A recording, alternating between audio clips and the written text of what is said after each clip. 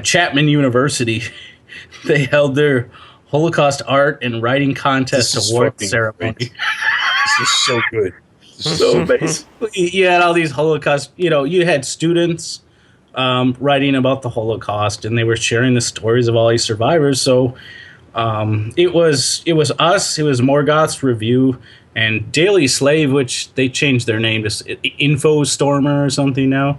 But, yeah, kind of like you can see what they're doing there with that name. But, yeah, they all got involved, and some of the, I got a picture of some of the stories that some people left here, which are just hilarious. Like, I was like... So we decided to do our own Holocaust Remembrance story. Yeah, we were just talking about just reminiscing. Just reminiscing. Real life things that happened. I was like, well, my grandmother was a Holocaust survivor.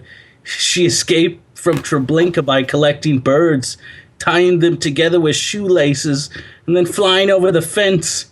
You can buy her book, Flying Above Hate, by Margot Moskowitz Bergstein for the low price $29.99. And then Mike was like, I can relate to your story. All 6 of my grandmothers were survivors.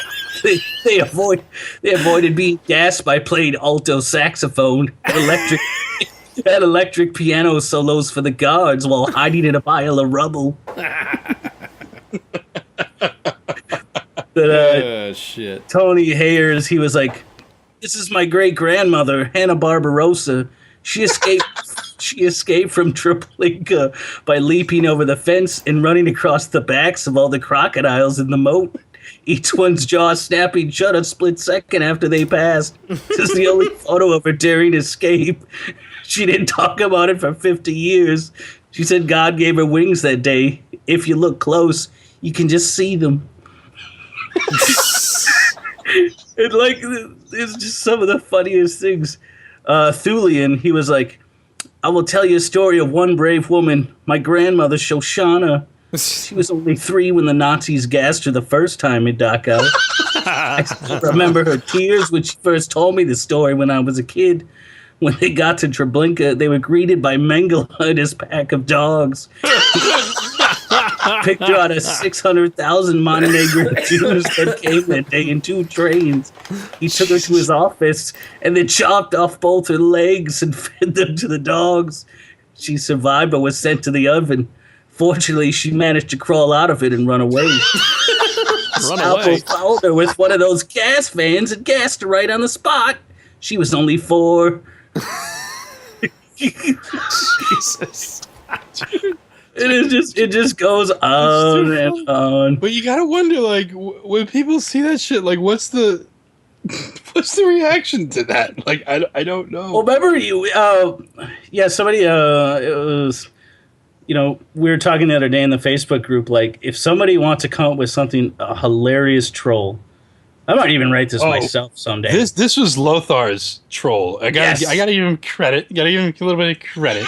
But yeah, go ahead. Explain. He came up with this idea that what you should do is you should make a film, or write a script for a Holocaust film, and make it seem really serious. And what you do is you just take real life stories from these survivors. I mean, you could go look at, what's his name, Moishe Peter, who said he was gassed like 5 times, or Irene Zisblatt, who claims she was thrown over the fence of Auschwitz and landed in a train, and all these crazy stories.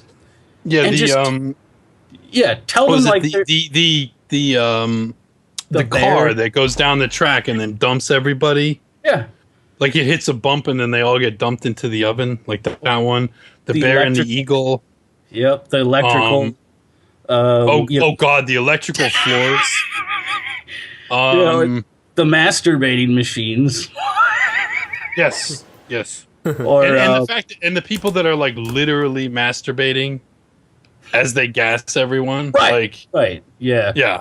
Like just put all of this stuff in it and be like dead serious. Yeah, put it all in one movie. And what you could do, you could just break it down by scene. Like, it doesn't have to be a coherent narrative. Just make a scene and give it a really serious title, and then put the source right in it. Say, true story as told by so and so, or quoted in book so and so, and just write a whole script like that, and you could make it. It would be so long. It would be such a long movie. You could make it a long. You just keep coming out with them. Like that would be part of the troll. Like you just keep coming out with another one after another. It'd be like the Faces of Death series. It's faces of fucking. Well, start it out with like a simple one. And just as the scenes go on, it just becomes more insane and preposterous. And that would just be a great troll, because people would say, like, well, that's not... Faces of Kvetch.